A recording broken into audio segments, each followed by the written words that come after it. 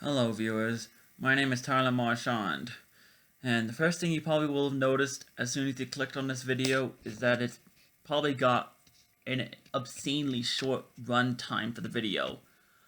My apologies, but this is the best way that I could describe what happened. See, before I make my videos, I usually spend the day before writing my script of what I'm going to say.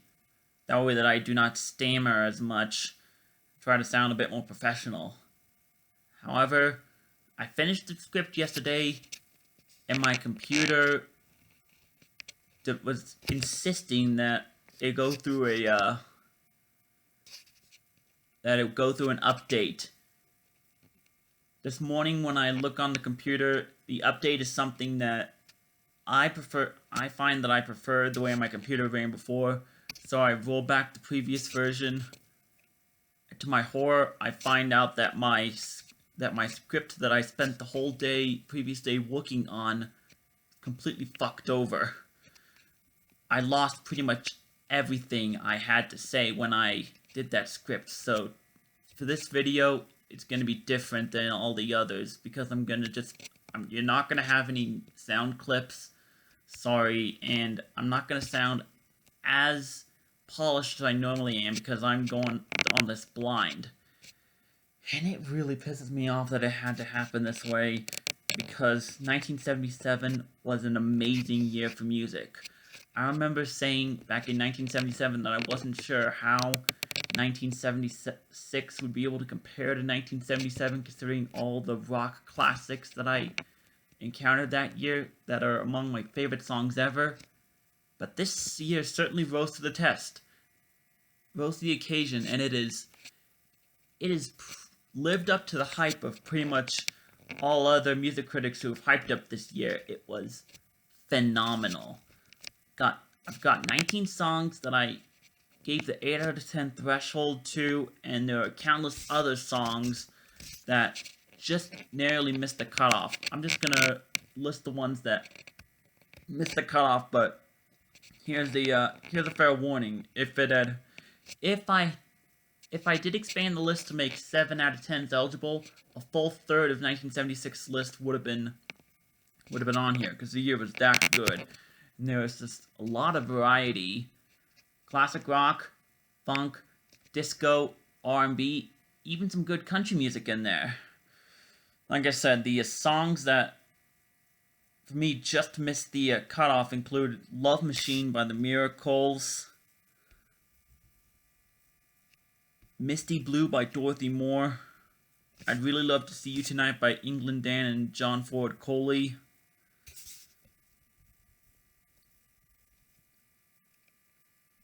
Golden Years by David Bowie, Let Your Love Flow by the Bellamy Brothers, Dreamweaver by Gary Wright, Turn the Beat Around by Vicki Sue Robinson,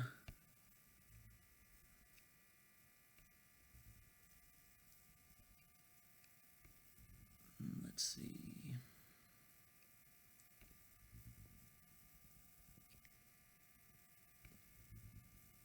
Evil Woman by the Electric Light Orchestra. I might have missed one back there. Yeah, I missed Devil Woman by Cliff Richard.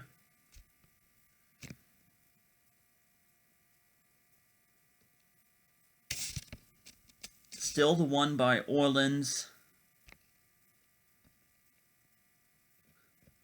Baby I Love Your Way by Peter Frampton.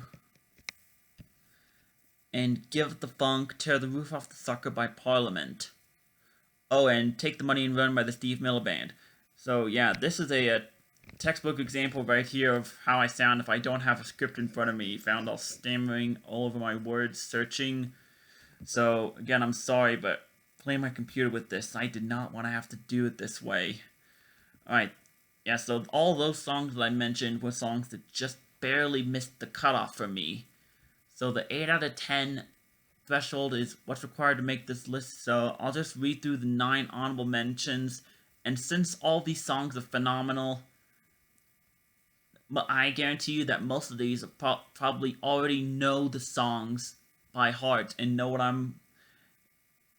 Probably don't need me to play the background sound to highlight some of my points, so say my thoughts on the songs, move on to the next one, and just in general, just check out the songs on your own time if you aren't familiar with them, because trust me, they're that good.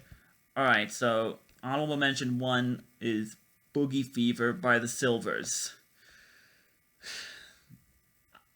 Disco is really still pretty big in 1976, and this is a pretty good song to boot. One of those songs of the mold of a disorder that you just love being under so much, and that's what Boogie Fever is basically. All right, honorable mention 2, Country Boy You Got Your Feet in LA by Glen Campbell. This song was number 100 on the year-end list, and it's a nice country song where Glen Campbell is reflecting on the fact that his job entails probably having to go tour in the big cities like LA, even though he doesn't want to leave Nashville because that's where his heart belongs. I'm really looking forward to seeing what the Rhinestone Cowboys' other hits were going forward in other years. Honorable mention 3, Don't Go Breaking My Heart by Elton John and Kiki D. This is second biggest song of 1976, and a very good one at that. Just Elton John's attempt at a Motown style song, as Kiki D is one of the only female Motown acts in the UK. They play off each other phenomenally. I just love it. Getaway by Earth, Wind and Fire is number 4. So I've historically been only really known of Earth, Wind and Fire through their 3 big mega singles, Boogie Wonderland, September, and Let's Groove. I'm finding it to be a mistake that I've restricted myself to just those 3 songs, because this song is also pretty good. Maurice White, Phil Bailey and company are all sound good against this song where they're just having a good time. Alright, honorable mention number 5, Love is Alive by Gary Wright. This is pretty much the one year that this guy was a big thing, and I mentioned that with 2 hits this year, and the other one, Dreamweaver, is one that I was familiar with, but just barely missed this list. This is a bigger hit that I wasn't as familiar with, and it's by far the better one. This is a guy that helped get the sound of synthesizers into rock music, and this song is really innovative, and it's just a bop to listen to. Alright, honorable mention 6, Love Roller Coaster by the Ohio Players. Yeah, this is a song that's really fun to listen to, and it's also interesting to find out some of the myths surrounding this song, as about 2.5 minutes in, there's a sound that for 40 years people have always thought is of a woman screaming like she's dying. I have no idea how people come to that conclusion, but it was just a shriek by the keyboardist during the song, so no people were harmed in the song, don't worry, and the song's still awesome, by the way. Honorable mention 7, She's Gone by Hall & Oates. This is a song that I was first exposed to due to its inclusion in the absolutely hilarious Anchorman Legend of Ron Burgundy film from 2004. That's not the only song from this list that I was exposed to through that film, and it's probably the other song is one of the more infamous ones of the 70s. And after me listening to it, what I have to say about it is it's just unbelievably lame. Anyway, She's Gone. It's basically the guy's still in the first stage of a breakup, still in the grief stage, and trying to figure out how things happened, and really desperate to get this woman back. It starts off slow and it picks up as you go, including with that tenor saxophone solo about 3 minutes in, which is really nice. Honorable mention number 8, You Should Be Dancing by the Bee Gees. So it is So color me surprised when I'm starting to figure out that the Bee Gees were pretty big long before Saturday Night Fever. Although this was a song that I was aware of. By the way, this song apparently is still associated with Saturday Night Fever. It was just released way before the movie even came to exist. I knew of this film because back in my senior year of high school in 2014, one of my in gym class where there was a bit of a dance unit where we were divided into groups, kind of doing dancing based off of music of past decades. I was in the group for the 70s, and this was a song that was ultimately agreed on. I loved it then, love it now. It's got great guitar work in the background with that little breakdown before the 2 minute mark. So, yeah, great. And the final honorable mention is You're My Best Friend by Queen. So, this is one of those. This Queen song fits more into the folk rock mold and the song's writer actually wrote it to court his brand new wife. And all obviously, I think we all know why. Oh, never mind. Freddie Mercury performs the song phenomenally to make it his own, and I just really love it. And it's a shame that Queen was blocked from the top 10. Which, by the way, now it's time that we start talking about that top 10. My number 10 slot went to You'll Never Find Another Love Like Mine by Lou Rawls. This is an R&B song that I was first exposed to back in 2009 when it was featured as kind of the love theme for the third Ice Age movie between transition character Scrat when he meets his girlfriend that always gets the better of him, Scratette. I've always loved Lou Rawls' very deep voice. Now, admittedly, the lyrics are something where I should have problems with, considering it is a guy saying, basically, what I should have a problem with is writing the title saying, You'll Never Find Another Love Like Mine, is oftentimes comes across as pretentious.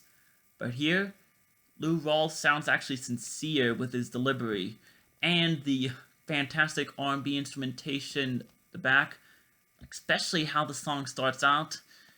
The song's just amazing. Check it out if you aren't familiar with it. Number 9 is That's the Way I Like It by KC and the Sunshine Band. This song was pretty big. Okay, KC and the Sunshine Band are apparently a pretty big deal in the 70s, and they even had some hits in the 80s. Give It Up from, I believe, 1985 was close to making my best list from that year, but just missed it. But there was no way that I was going to leave this one off. This is one of those songs where you're just expected to not focus on the lyrics and just have a good time while listening to it. And it does it well.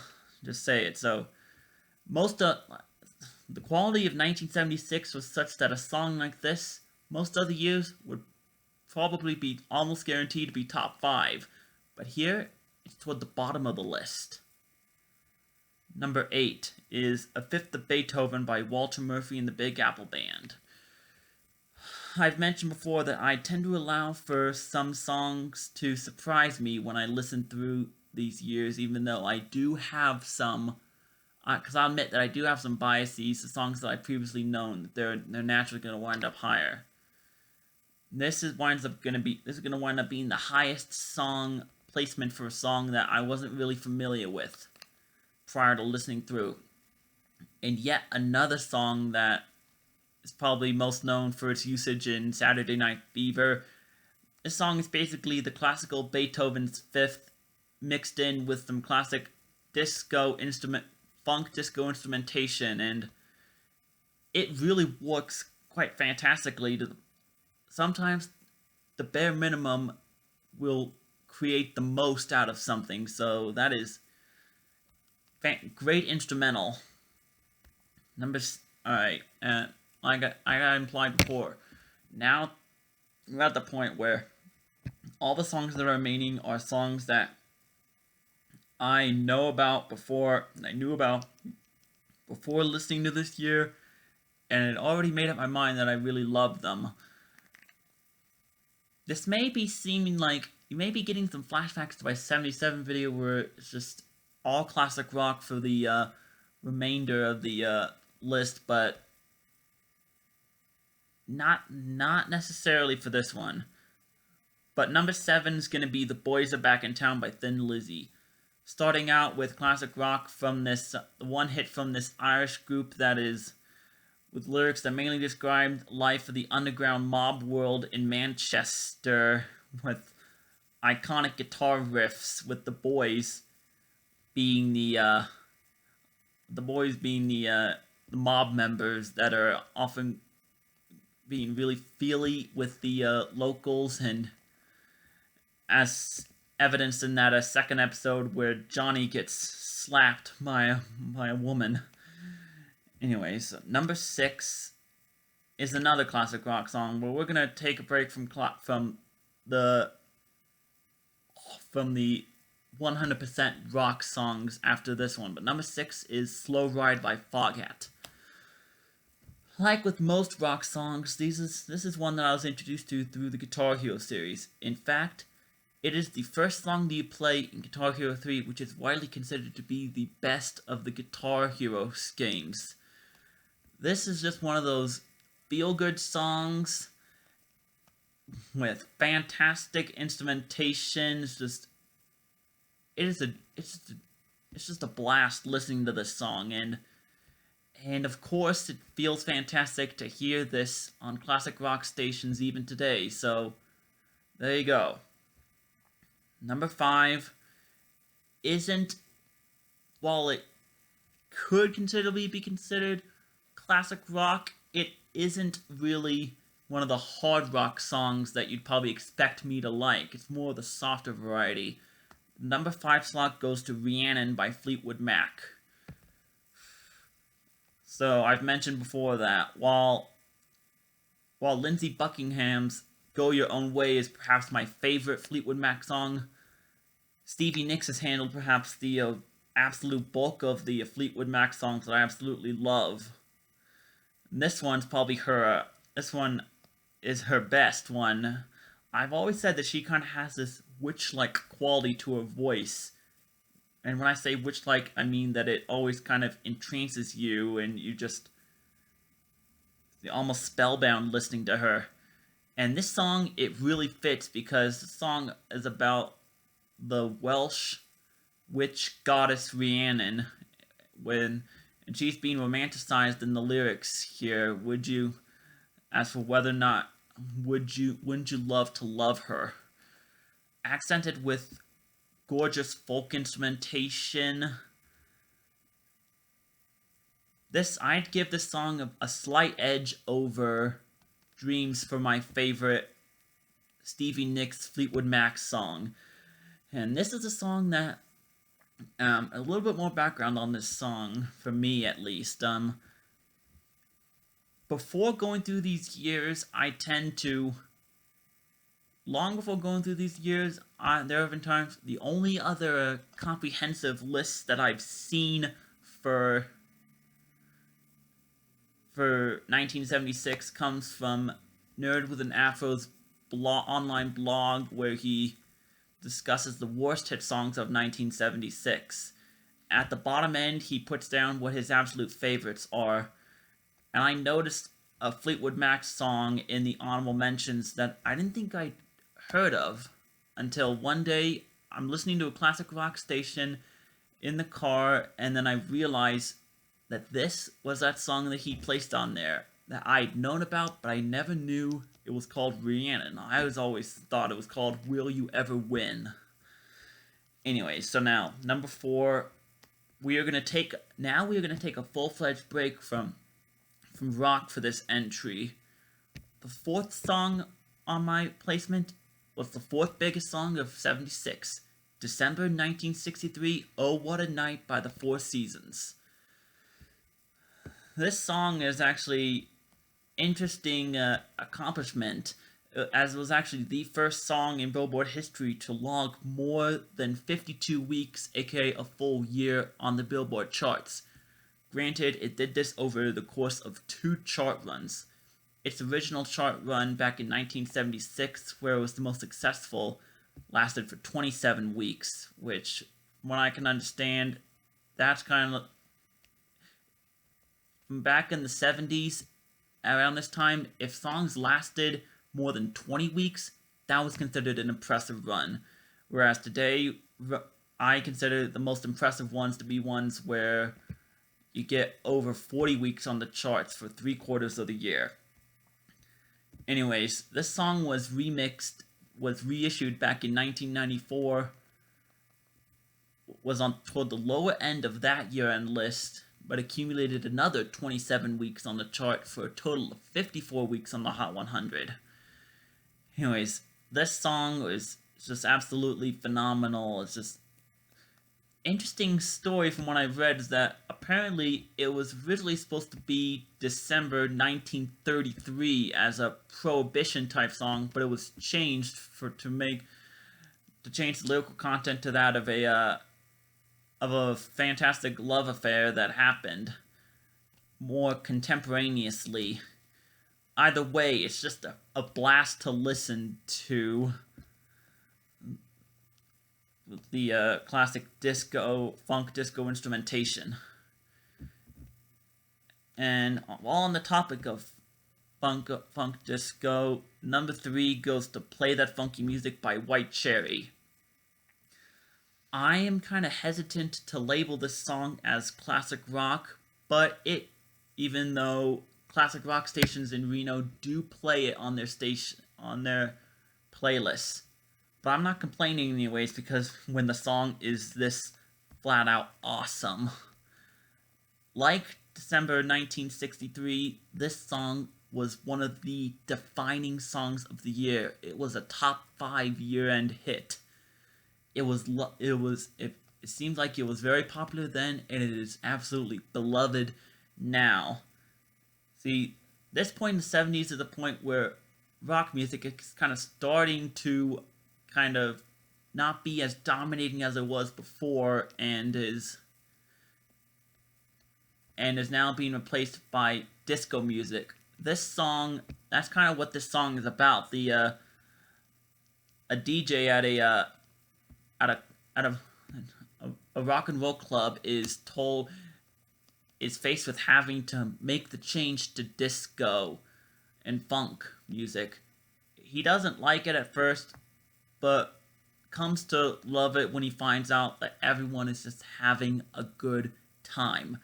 This is really, I can't think of anything negative to say about this song, other than the fact that I do not understand why Vanilla Ice was allowed to sodomize it in 1991 for his Play That Funky Music. I guess justice does exist in this world, because pretty much, I guarantee you, none of you guys have pretty much all forgotten that was even a hit, while this one is remembered a good more than 40 years later. Alright. Now, for those of you who know this list and know my tastes, my top 2 are going to be pretty predictable, but I'm just going to start out by saying that with the number 2 one is one that I wanted to place at number 1, but at the end of the day, it didn't feel right. My number 2 slot is Dream On by Aerosmith. Yeah, we're back to classic rock for the remainder of this list. Forcing this song at only number 2 kind of reminds me back to my 1992 video, when I had to choose between November Rain, Under the Bridge, and Smells Like Teen Spirit for my top 3 favorite songs of that year.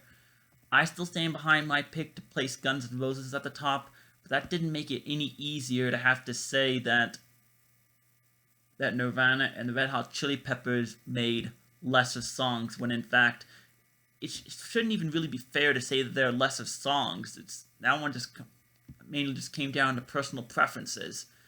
this is the exact same scenario. The signature Aerosmith song of the 70s deals with the topic of aging and just acknowledging that when your time is up, you'll be taken away to a better place.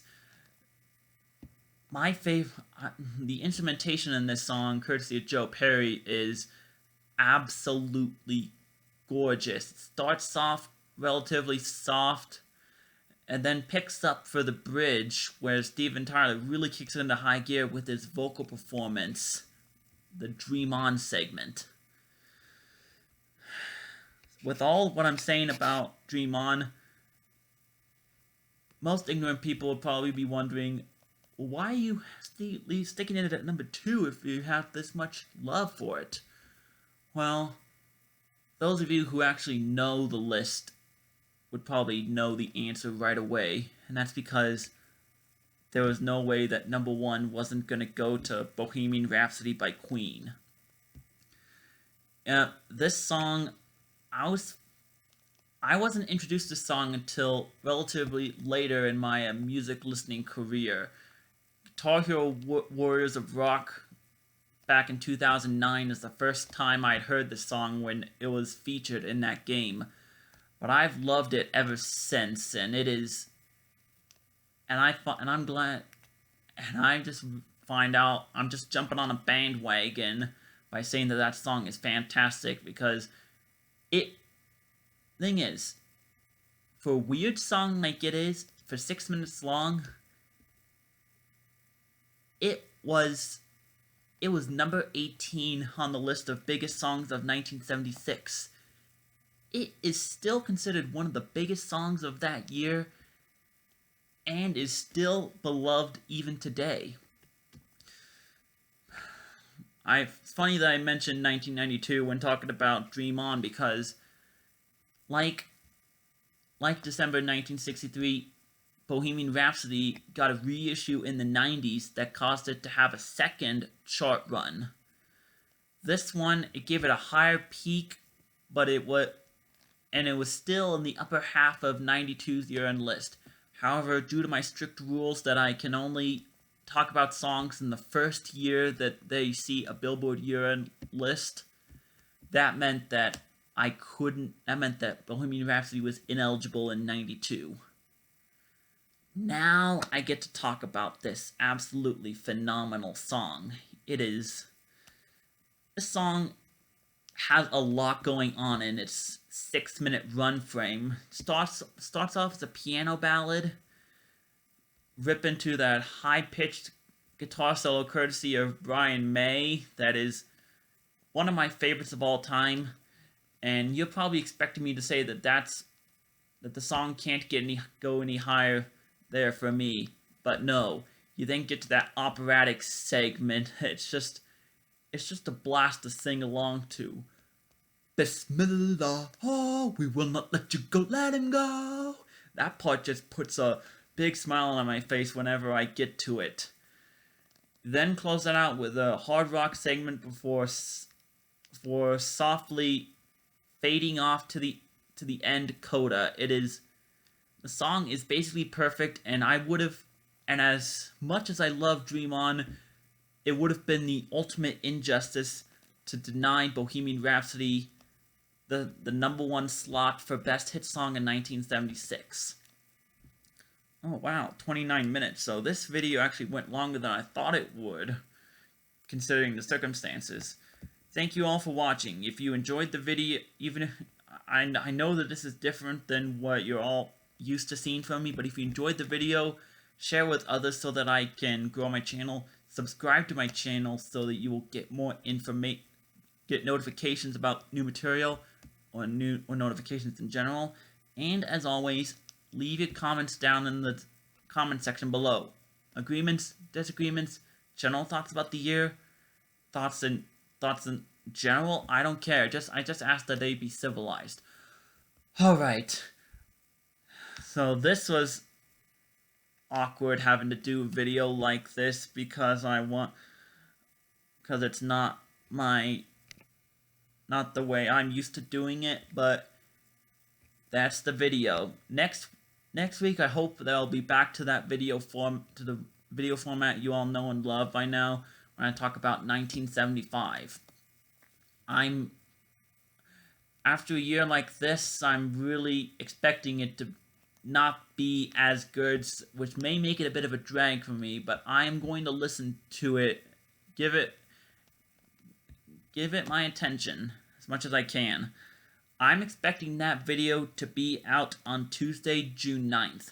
Stay tuned for that. Until then, I'm Tyler Marchand, and I'll see you later. Again, I'm sorry about the change in format for this video. It's just my computer just decided to fuck me in the ass at the last possible second. Anyways, take care and stay safe.